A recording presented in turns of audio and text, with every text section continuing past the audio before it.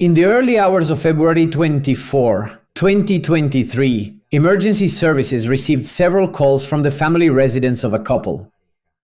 A man named Brendan Banfield and the Brazilian au pair named Juliana Perez Magalhães informed the emergency service operator that they had shot an intruder who had broken into their home.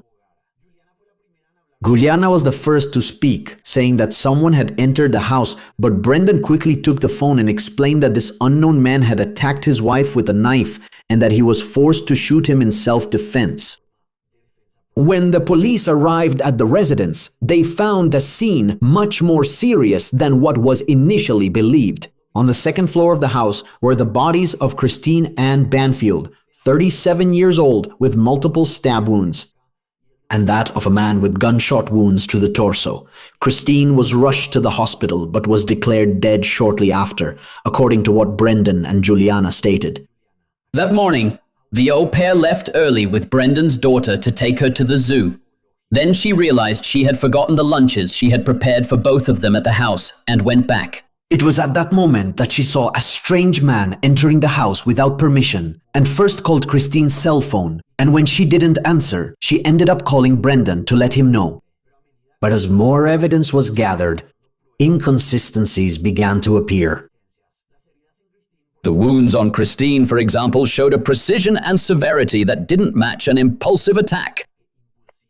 Additionally, the blood from both Christine and the intruder was strangely distributed, and the intruder's body had been moved, which indicated that the scene had been altered. When reviewing electronic communications, the police discovered that Brendan Banfield and Juliana Perez had a romantic relationship that they had not disclosed. They were in constant contact and seemed extremely coordinated.